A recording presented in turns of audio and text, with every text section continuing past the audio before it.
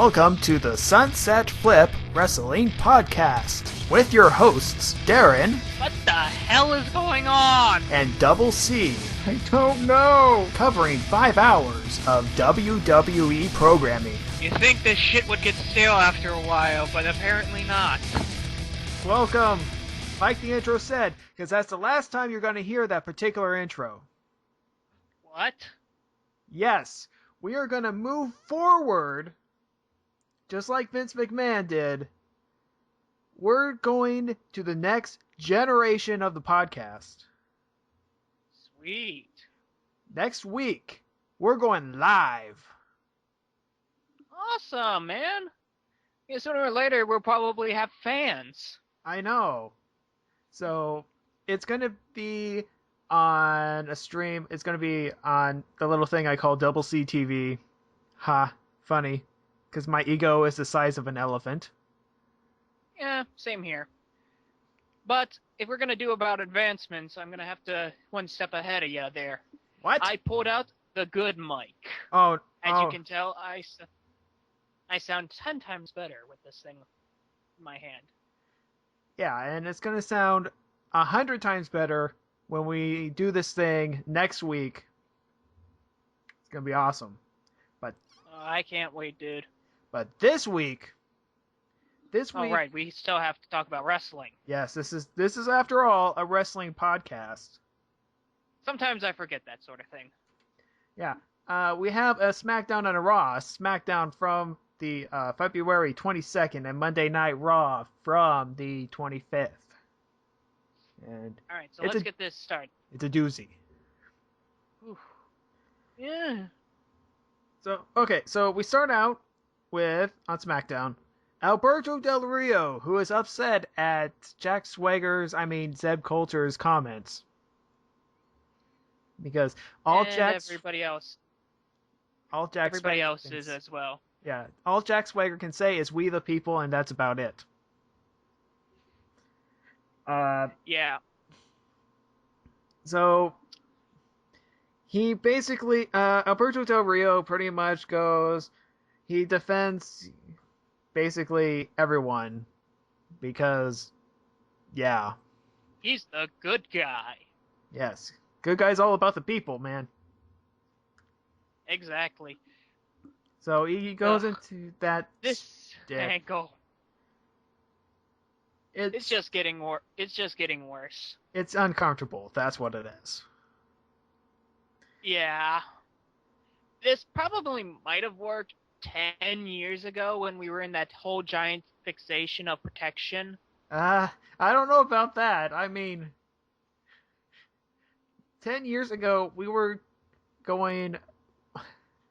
had the Un-American tag team that was Test, Christian, and someone else. Oh, Lance Storm. They were the Un-Americans there because they were all from Canada.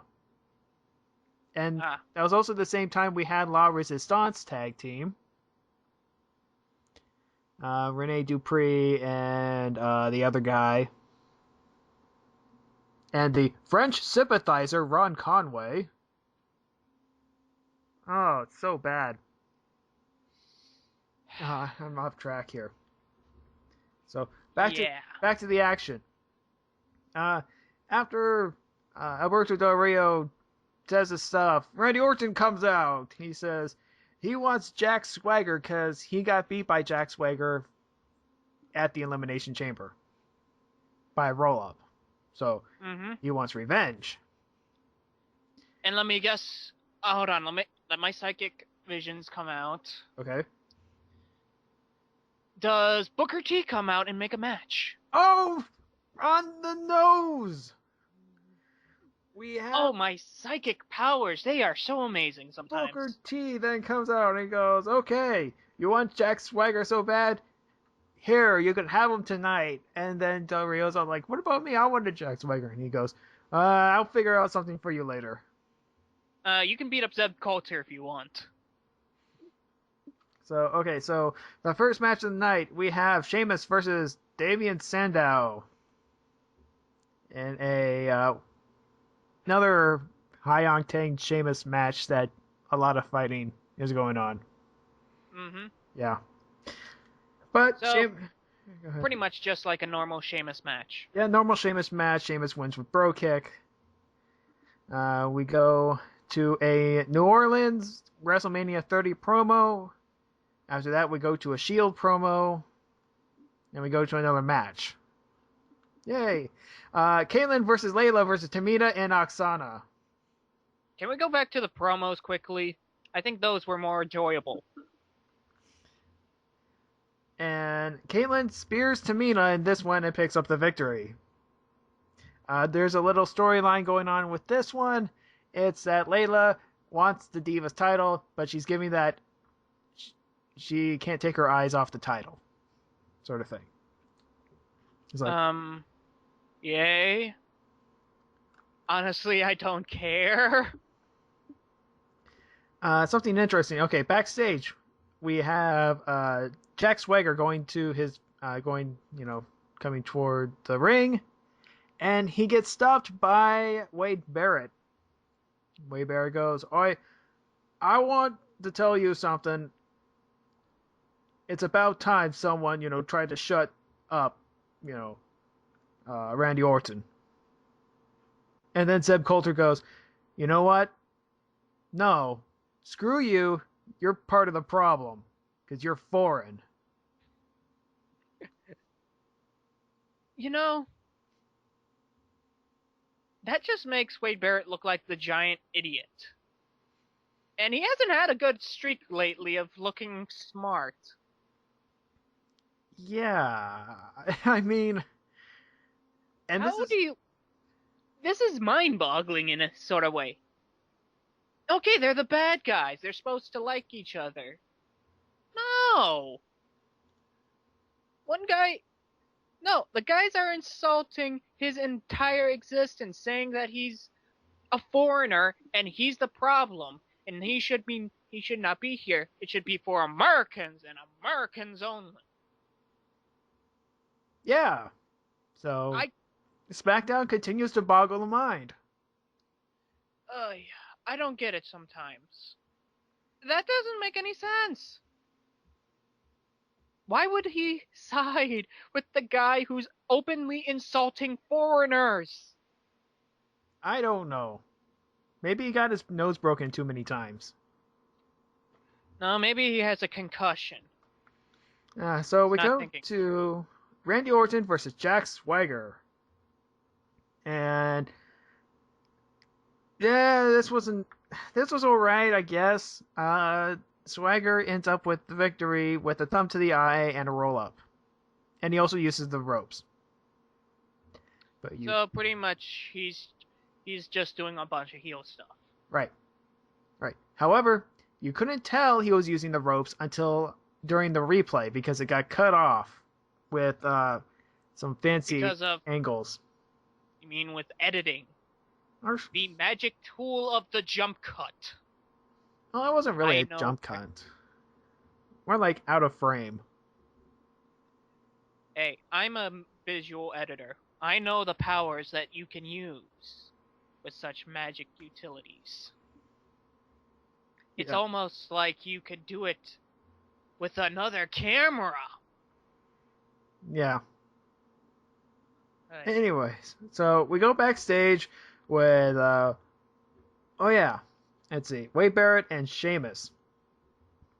Sheamus continues to mock Wade Barrett about his movie role. As he openly should. I have a feeling this is going to be a WrestleMania match. Yeah, so do I. It looks like Sheamus is going for the Intercontinental Championship. Plus, I love this from actually. I was a little bit earlier. I was actually looking at Spoonie's tweets about this, and he was saying, "Dude, Sheamus is being an ass about this," and I'm thinking to myself, like you wouldn't. He's pretty much saying what we're thinking. I mean, it's like, okay, it's like Edge's part in, what was it, Highlander 3? Mm-hmm. Yeah, pretty much. That, like, one scene he's in, or actually, you could argue it's a little bit better than that, since he's more a flunky than an actual bad guy, Right. than an actual guy that just was around for a while. You know,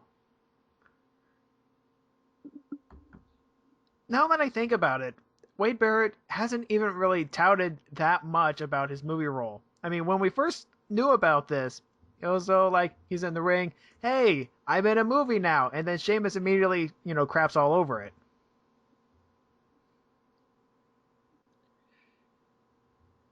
That's pretty much what it is. Like I said, it's egotism to the nth degree on both sides. It literally feels like a bunch of morons talking to each other. But then again, I would side with the Sheamus side because I'm making fun of a moron who thinks he's all high and mighty. And I always like making fun of, and I always love kicking people in the shins. Right. So we have our fourth match of the night, The Miz versus Cody Rhodes. And Cody Rhodes has renamed his mustache. It is now, and I quote, a love stash. I'm not even going to touch that one with a 10-foot pole. Okay, and then Cody Rhodes taps to the figure 4. Yay! What a waste of life. Hey, I think Cody's turning face. Either turning face or just being a jobber. I'm more inclined to go with the jobber right now. Well, here we are to the main event already. Well, that was fast. I know. It's almost like this show didn't exist. Wade Barrett versus Alberto Del Rio. And Jack Swagger is on the stage and he's scouting. And there are actual stools on the stage for them to sit on. So they're just sitting there in the middle staring at them. Yes. That ain't uncomfortable in the least. And we know what's going to happen. Right. Go ahead. I know this is like a thing I'll say later, that certain things, while predictable, and I've seen a million times before, could work. I think they just overuse this thing where the guy comes down on commentary, he talks about match, and then suddenly he interrupts or he beats the guy up after the match.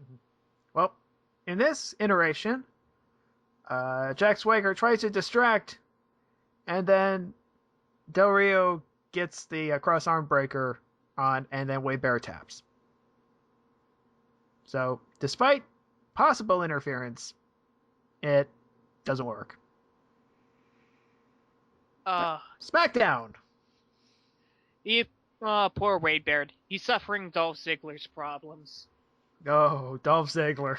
We'll cover Dolph Ziggler. That's next time, and next time is right now. Right now. So, Monday Night Raw. The show starts with Vince McMahon. He hobbles to the ring on his crutches. He goes, I want to fight now. And so I guess we're going to have this match right now. So, first match of the night. I'm counting it. Vince McMahon versus Paul Heyman. Yes. The match everybody wanted to see. I wanted to see it. Because I like train wrecks. Oh, fair enough. I don't want to go into the matches that I actually do like. So I have a lot of notes on this one match.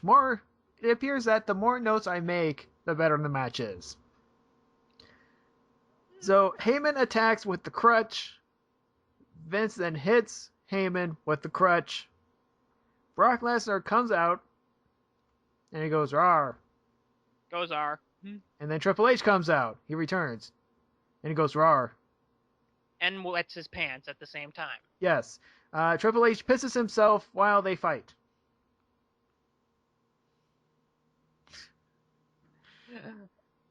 And how did you not notice that, dude? I mean, if you have swamp ass problems, dude, they have man pads for that. Yeah, I mean, that's worse than RVD.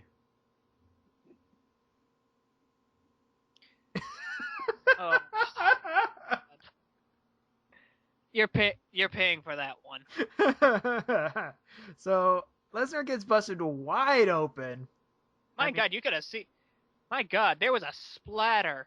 Crimson Mask. Crimson Mask does not first describe it. It is a crimson head. And then Brock Lesnar escapes. And lives to fight some other time. And pretty much this is promoting Brock Lesnar versus Triple H. Mm-hmm. Which I know I've seen before, but might be interesting still if they do it right. Yeah. And I still would love to see it. I know I'm being a cheapo for seeing the same song and dance.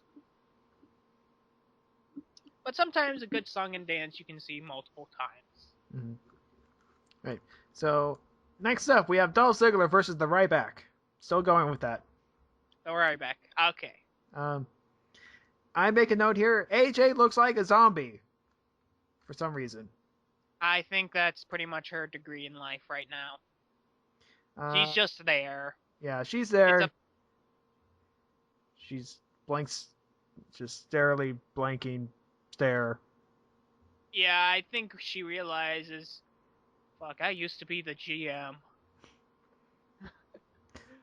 What happened to my life? I am now just the excess to a jobber at this point. And I'm calling Dolph Ziggler a jobber.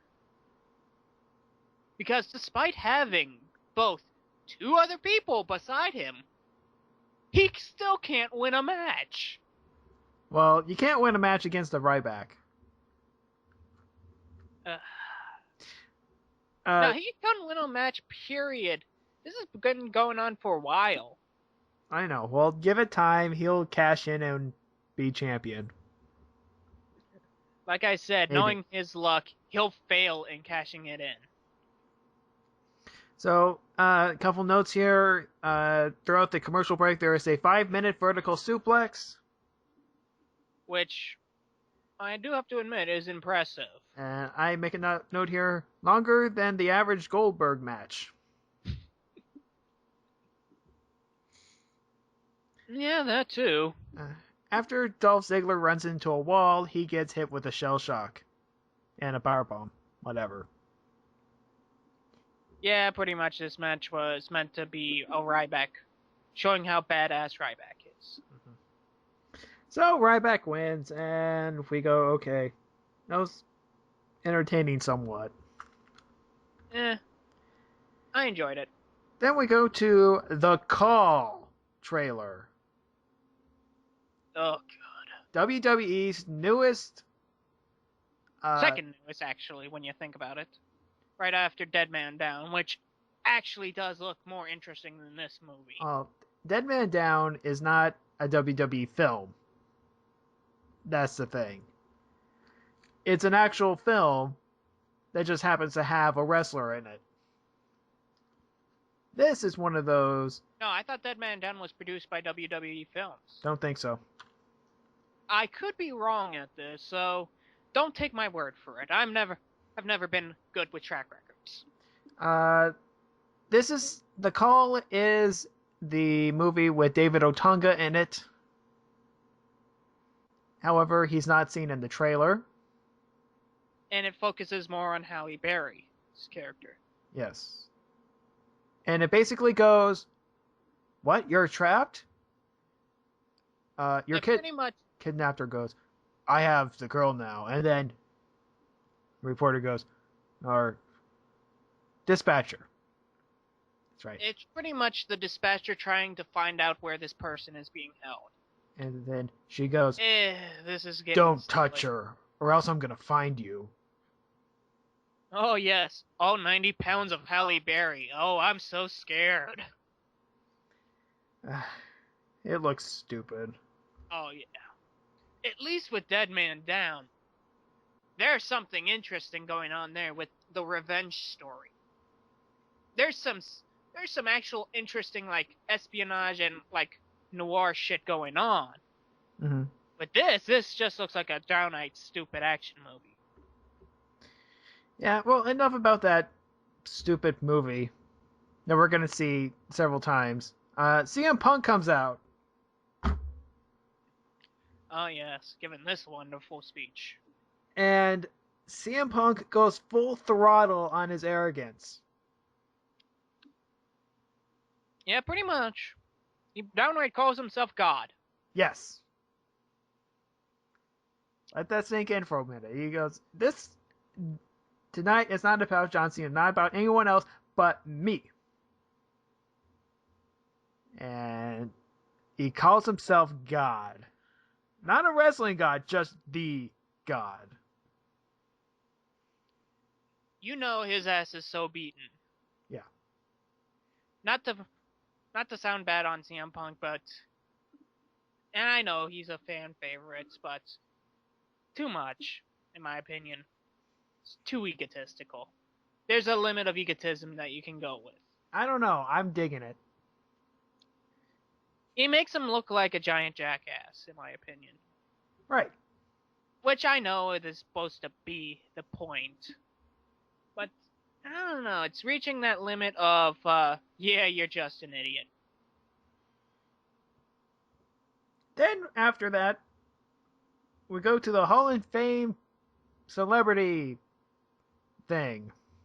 It pretty much, we're shown the final inductee, the Hall of Fame, the celebrity honoree, if you will. And Yeah. guess who it is? The man with the wig himself, Donald Trump. Yeah. Though to be fair, he has done a lot for WWE. I'll give him that. Yeah, yeah, he's because of his WrestleMania standings and all that stuff. He's done a good job. He's done a very fairly big deal for WWE and endorsing them. So, I could see that. Yeah. It works. It just It just with reminds you of currents. that silly match with hair. Uh, it reminds me of a lot of things. That and current storylines. Mm-hmm. So, not gonna get into that until we have to. Third match of the night: Mark Henry versus Khali. I'm not calling him Crap. Great Khali, but he's just Khali. Crap, I forgot this match existed. Well, Yeah, you can tell by my interest in it. yeah, this one didn't last too long. Khali's like, "Oh, I'm gonna chop you," and barely It's pretty much stuff. a Great Khali match. And then Mark Henry goes, "Oh, I'm just gonna pick you up and slam you down for the 1, 2, 3." Yeah, we need somebody else in that ring with him. You know, Mark Henry's not the fastest guy in the world, but you give him somebody to work with, somebody smaller, you could do good things with him. Eat 'em up, tasty snack, tasty snack. Pretty much. But, you know, this whole Great Khali thing. Just no. Okay. And then after that, we get treated to a Marine 3 promo Hooray! starring The Miz. And they say that The Miz is a bona fide action star now. Like John Cena was in The Marine. I mean, everybody holds that movie in such a high degree. Well, except for that one guy. What, you mean the actual Marine? The critical Marine? Ted DiBiase? That too. He was in a Marine movie, too. Yeah, but nobody remembers that movie. I know. You know, I actually did like The Marine for only one reason. It is so ridiculous. It is downright stupid and silly, and I enjoy every minute of it. Now to our uncomfortable moment of the night, Miz TV with everyone that makes us uncomfortable. Alright, I've wanted to talk about this, so just Okay. give the laydown. So we have Alberto Del Rio, Jack Swagger, and Zeb Coulter. Oh yeah, Ricardo Rodriguez is there too. And this is that open form thing where, say that to my face, you jerk.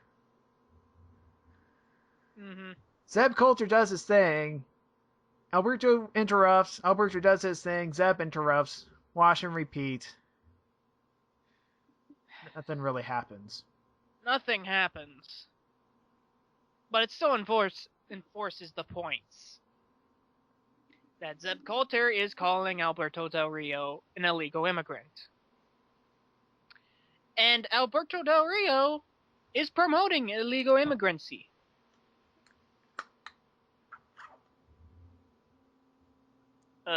This is all kinds of wrong. You know, no matter what your political beliefs are about illegal immigrancy, personally, I find that you should honestly just go through the work. It's a lot easier. That's to me, that's not anything in particular, but for God's sakes, in an entertainment show like this, it's just uncomfortable beyond all recognition. After the segment, Michael Cole and the King say that last segment was uncomfortable. Understatement of the century, Cole. Understatement of the century. But we have some good news. Old School Raw next week. Sweet. Do we actually get Mean Gene back? I think so. Sweet. I can live with that. I always love some Okerlund. Yeah. Let's see. Fourth match of the night, Randy Orton versus Antonio Cesaro. Which seems really out of place after what we just saw. That just makes it hilarious in hindsight. I mean, you follow that, and then you come out with Antonio Cesaro promoting the idea of Americancy. Yes. The foreign gimmick that promotes the values. What? It is literally whiplash. So, this is another high-octane beat-em-up match, because Antonio is like that, and then Orton's all like, oh, well, counter RKO, cross counter, sneak attack RKO. I'll get it. Actually, that's not a sneak attack RKO. We'll get into that later. And pins Cesaro with the RKO after, countering what I think was going to be the flying European uppercut. Pretty much he was going to do a flying European uppercut. Randy just interrupts it naturally with the Psych Heil Hitler RKO. So, okay, next up, and probably the most... I'm going to keep up with these names for RKO, for Randy Orton's RKOs, because they're hilarious.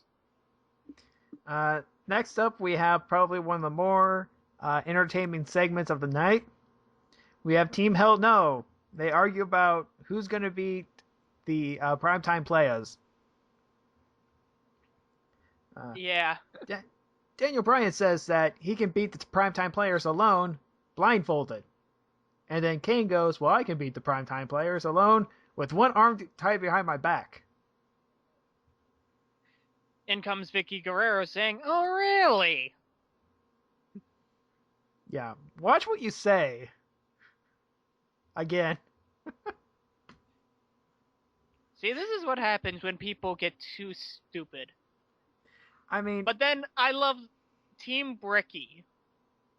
That is so wrong on so many levels. It is hilarious. I know. And you can tell Vicky is just the most uncomfortable with this. It's like, dude, seriously, why do I have to put up with this crap? So, we're going to get that match with Kane with one arm tied behind his back and Daniel Bryan blindfolded. It was an alright match. Nothing too interesting about it. Well, it was just more there for the spectacle of hilarity. Yeah. Well, before we get to that, we have Michael Cole and Jerry Lawler reminisce about the WrestleMania 21 trailer featuring John Cena and JBL. Why? I don't know. But What is with all the remembering the old trailers? You might as well have had the flashback. Hey, King, you remember that one trailer that happened a long time ago? Oh, yes. I remember it like it's yesterday. They should have just added that. yeah, and hearing John Cena complain about Orlando Jordan and the Basham brothers in 2013 just makes you wonder, wow. I remember what Orlando Jordan's new gimmick is, and I cringing hard to think what poor JBL did to those poor people. Well, there is a reason why we're reminiscing afterward. After all, we have Sheamus's Oscar snubs segment. And I, dear God, was afraid about this. But thankfully, it turned out differently than I thought it was. I was like, oh God, he's going to go out and he's going to complain about the Oscars. He's going to say all the bad things. He's going to say bad things about, he's going to make jokes on Seth MacFarlane as part of that, blah, blah, blah, blah, blah, and it's just going to be stupid. Mm. Luckily, it went on the smart-ass route. Yes, continuing on with the making fun of someone who is in a movie. Should we point out that this is trolling by this point? This is major trolling. Sheamus is going full-on troll and just making fun of Wade Barrett. This is shit we would do. Yeah, this is exactly what we would do. Hey, remember that one movie where John Cena had to teach someone how to wrestle? I want my son back. Oh yeah, and that had Danny Glover in it too. What the hell was with that? I mean, he used to be a good actor. Now he's starring movies with John Cena. Terrific acting by John Cena. To be quite honest, he wasn't that bad in it. It was a bad movie in general. So, Sheamus talks about Wade Barrett and how he didn't have a single line in the movie. And I love how he did that. It's like, that's up, stop it right there. There, you see, people just going on. Some people going on, like Daniel Day-Lewis says all about his method acting abilities. You can't imagine the sort of presence and style that Wade Barrett has with this role. And I'm like, dude, you're stealing my snark. Stop that. And then Wade Barrett comes out and he goes, you know what? You're just jealous. Yes, you're not in a movie. Yes, for not being a henchman in a movie. I'm jealous. Damn it. Sheamus, you're rubbing off on me. I'm starting to troll him as well. But then again, that's what I do. So, after those shenanigans, we go to the fifth match of the night. R-Truth versus Cody Rhodes. With Sandow on commentary. I completely drown out the match and just listen to Sandow on commentary. Yeah, it feels like... Is it just me, or does Sandow look like the biggest idiot out there when he was talking on commentary? Yeah, I think they asked the question if Sandow named his beard. And then Sandow goes, no, I do not. Well, you name your beard? No. What? Don't tell me it's a Northwestern thing. Well, it could be. I don't know. I don't have Daniel Bryan call his thing the Little Brian? Little Daniel? Well, Daniel Bryan is trying to be, what was that? What's that word? Crazy, right. Whatever. So, R-Truth wins, I guess. Yeah. Nobody really cares. I'd pretty much drown this match out. It was to promote, give the idea of the Sandow R-Truth feud that's gonna happen, but really, a lot of this episode was just it phased out. You literally forgot it the next 5 minutes. Yeah. And the only part you remembered was the part that was so uncomfortable. Speaking of which, we have another part of being uncomfortable. Oh, I just muted this. This is what I'm now calling Coulter's Corner. See? Creative. Nice. This one is with the title Jobs. He complains about jobs going overseas. And he blames Mexicans. That's all you need to know. Yeah. 6th match of the night. Yeah, let's move on. Hell No vs. Primetime Players. With Kane one-handed and Daniel Bryan blindfolded. Now, I love the blindfold match. This was a spectacle match, in my opinion. It had no substance, and all was just about the silliness of it. Mm-hmm. Yes, but I love the blindfold match. Though, to be fair, he did not have a blindfold on him. He had a bag on his head. Yeah, well, that's kind of the point. It's to make it harder for the wrestler to see. This just opens up so many questions about... I actually read a tweet about this as saying, no, this is some kinky shit.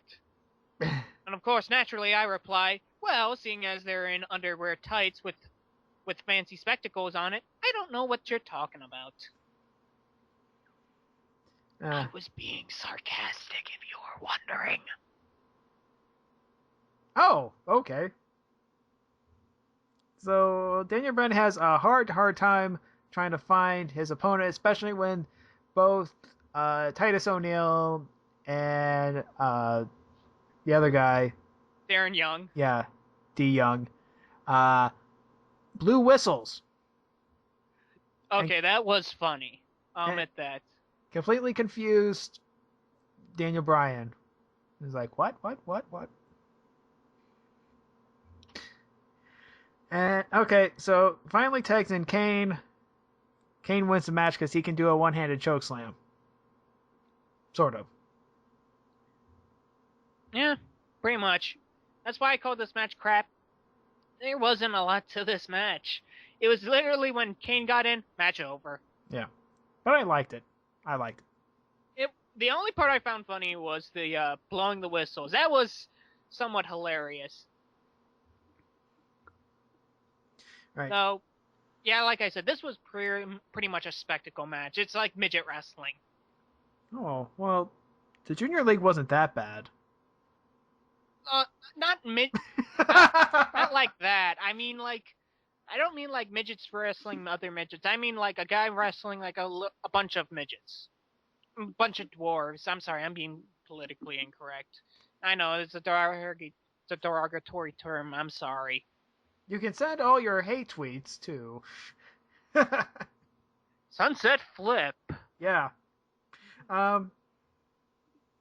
Okay, so... I'm blaming all this on Casey, by the way. Yeah. If you want to blame somebody, blame him. Yeah, I take all responsibility that the comments said on this podcast do not reflect the views of the participants and/or the channel and/or the stream and/or everything else.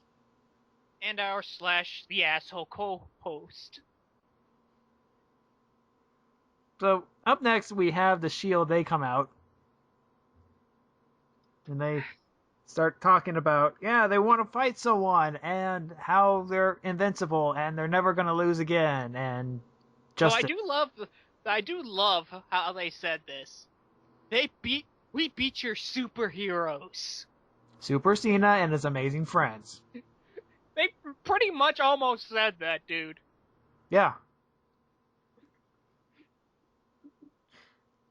And I find that hilarious. It's like, yeah, dude, you're breaking character so badly. This is hilarious. But then Sheamus has to come out and ruin my fun. Yeah, and he goes, hey, you want to fight? Come over here and fight. And then they go, okay, let's go. Meanwhile, back in the ring. Yeah. Surprise Randy Orton comes out, and then RKO's. Boom! Sneak attack RKO. Bam! Cross counter! No, this is a sneak attack RKO. This is literally a sneak attack RKO. Yeah, it is. I am convinced that Randy Orton is an epic level rogue. That he can pull a sneak attack RKO out of nowhere. Mm. It's like this weird hybrid of monk rogue, where he has like improved grappling or some shit like that. Okay. Next match. I'm still gonna make that character, by the way. Oh boy. Next match. The Miz versus Jack Swagger. This match came about because during the commercial break in the second screen experience, the Miz was going back to the backstage, and then Jack Swagger sneak attack. Boom. Pretty much, yeah. They yelled at each other, I don't like you. Well, I don't like you. Bam! Mm-hmm. Yeah, and so in this match, I do have to admit, though, this was a little bit of a better match than I thought it was going to be. This was actually a little back and forth. Yeah. I thought this was going to be a straight up Jack Swagger beats the shit out of him. Excuse me. Yeah, I thought so too, but, you know, he's the Miz and he's supposed to be awesome, and he's like, oh, I'm gonna beat you up. And then he gets caught up in the rope, and he gets beat on in the rope. Though I do have to admit, he screams, ugh. Mm. That was blood-curdling. Yeah. And then Swagger puts on the ankle lock, the Patriot lock. No, it's the Patriot Act. No, he renamed it to Patriot Lock. Yeah. 1 week later, he changed it again. I think a lot of people, I think there's a reason behind that. Yeah. Oh god, can we move on? I hate politics. So the Miz taps out. Swagger takes a while to actually let go. You know, he does this crunching and churning and And brah, I'm evil. yeah. Next up, after the match, Michael Cole and the King eat Sonic for a while. I gotta complain about this. Because it magically appeared out of nowhere. That's what confused me. It's like, it's one of us, and hey, look, man! Hey, look, Sonic is in front of us. Oh. How the hell did that get there? New chicken bites and tater tots. And the King drinks out of both glasses. Also, I do have to point out this one thing I saw online, and I totally kind of have to agree with this. Jerry the King Lawler, who had a heart attack, in that chair, that very chair he's sitting in, is eating Sonic. Yeah, I thought that too. Was like, shouldn't you be like not eating, deep fried chicken and unless Lawler has apparently been cleaned out properly, like they literally opened his heart up and just sucked out all the cholesterol. Which amazing magic act right there. Yeah. After that, we get treated to some touts by the WWE Universe. Ray. Now, this actually makes me hate my fellow WWE fans. Now, to be fair, they actually, for a couple times they've done this, they actually give like a balanced sort of response to who's gonna win, Like the first guy, they had a guy that was all like, Triple H is back, yeah, and then the other guy behind him was all like, yeah, but Brock's gonna kick his ass. And the other guy goes, no, he's not. And aren't touts supposed to be like 15 seconds long? Yeah. These guys some of those felt like 30 seconds. Yeah, they did, because some people, especially the guy with the cat. I don't know. Why would... I'm not even going to go into that. Tag team with your cat. If you ever felt like more of a pussy. We go backstage with John Cena, and he's fired up. And he's ready to fight, and is ready to brawl! Yes. But before that, we get treated to what happened on a house show. Oh, yes. Where we saw the silhouette. Of the dead man. Seems like your inaccuracies are wrong. In fact, they got him back. Yeah. Which is making me hope for the CM Punk Undertaker match. Yeah. It's, you know, depending on who you talk to, it's like, will he come or won't he come? He's kind of beat up, but he'll probably make it, you know.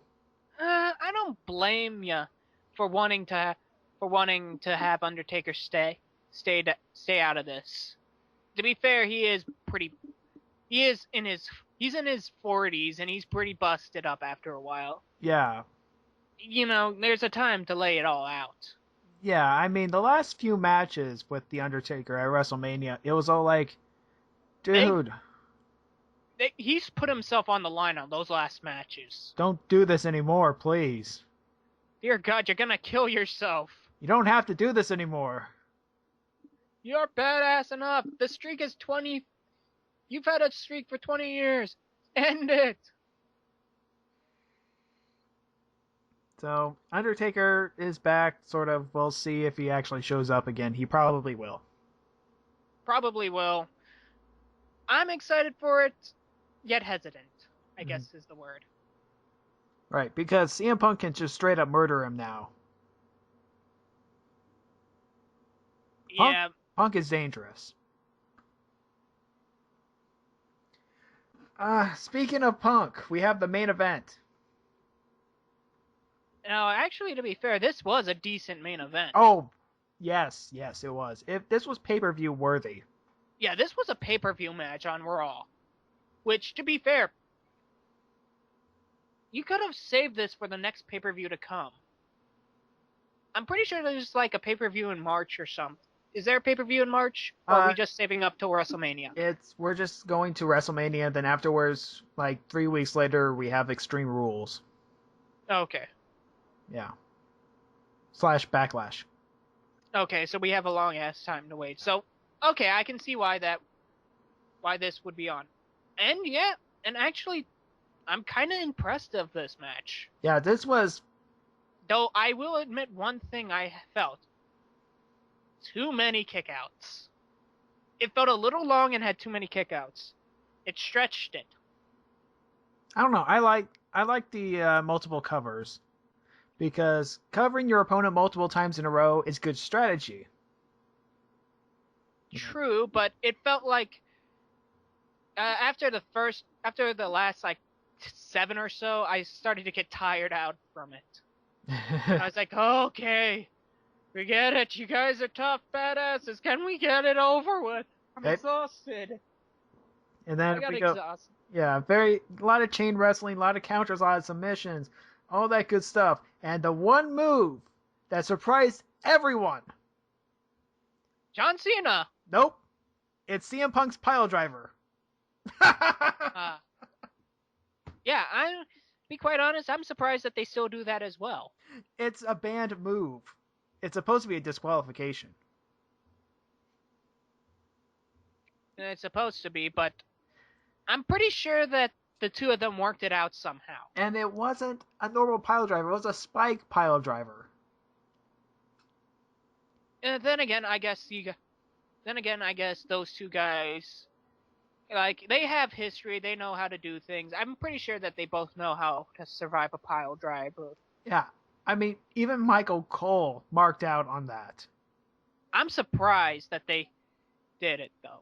Yeah. That is, like I said, you don't do pile drivers anymore. They're too dangerous. Yeah. If you make Michael Cole mark out, you've done something good.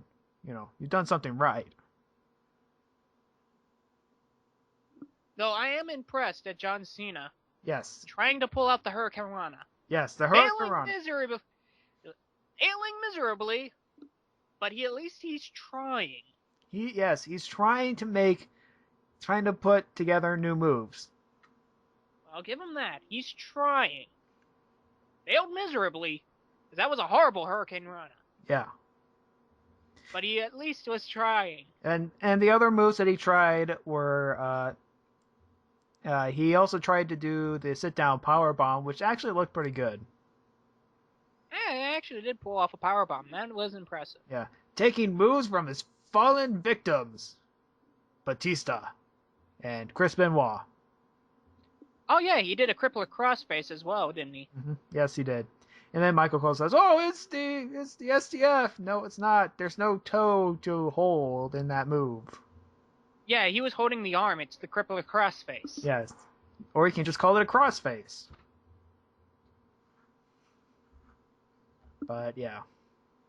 Which, okay, this match, I have to admit, I'm impressed by this match. I was impressed by this match. Because they pulled out moves that they usually don't use. I'm shocked.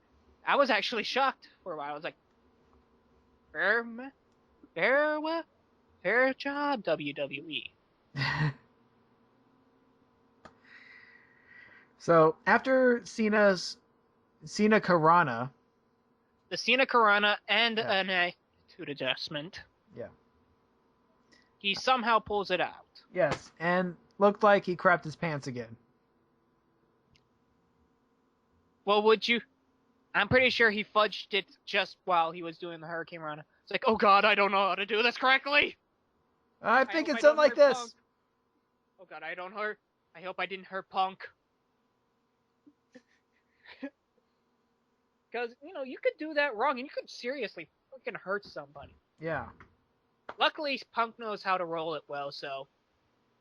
Yeah. I think actually this all thing is actually CM Punk being a very good pain guy.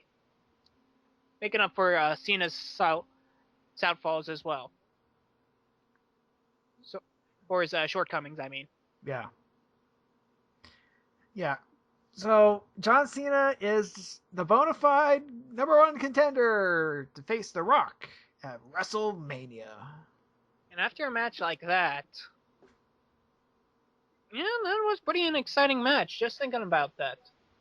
Interested to see this WrestleMania. Maybe they'll pull out some bigger moves. Yeah. Because it's once in a lifetime. Again. Though to be fair, this actually was... They probably just budged it up from last time. Because I'm guessing it was supposed to go down with that the last WrestleMania was for the WWE Championship. This is pretty much what that should have been. Yeah, I guess so. But I guess Punk, being on fire. Yeah, pretty much. It threw a wrench into things. Right. So, exciting Raw. I'm excited for next week with the old school. I'm alright with this Raw. There was a lot wrong with it. But it balanced out with a lot right. Yeah. I mean, the Lesnar Triple H fight at the beginning. Good lord. Good lord, seeing that replay of Lesnar's head going into the ring post. Mm-hmm. Ugh. The Jack Swagger Miz match, which was actually alright. And the final main event was actually a really good main event. Yeah. Oh. So, a lot of good, a lot of bad, pretty much an in between. Oh. Okay. That's alright. So, yeah, I'm happy to see that, and I'm also excited for next week's nostalgia boost. Yes. Because that's what it is. Yes, hopefully... Makes us feel younger. Hopefully we can see Steve Blackman again. I want to see Steve Blackman. Or you could just have Sandman randomly come out for no reason. Oh, but I don't know. Probably come to work drunk again. Yep. Anyway, so... Next week, we got a lot of stuff to do. Oh, the SmackDown. SmackDown's supposed to be a special episode, too. It's It's a live Friday night SmackDown that's social media themed. SMS, which is the code Social for media SmackDown. yeah. This is Yeah. Oh, yeah. This, for those of you who do not know, I'm pretty sure what they're doing is like it's gonna be a social media where they're choosing out the fights. yeah, like a But Tech I think it's Tuesday. gonna somehow fall into category. Yeah, I don't know. I'm not too hyped about it. I'm more interested in the old school Raw, to be quite honest, Yeah, because we might get some Mean Gene in there. yeah, Mean Gene and probably like some old theme songs in there too, because that's always good. Mhm. Anyway, so not only that, but also next week we go live. All right, I'm gonna be sweating bullets then, Yes, none of this as I tape make stuff. It's I make like an ass of myself normally, but it's it's live. like going from SmackDown to Raw. Ooh, that is a big step. Yeah. And you're all going to be on here for the ride next week on the I Sunset apologize for anything I say ahead of time. Wrestling Podcast. Oh God, we're doomed.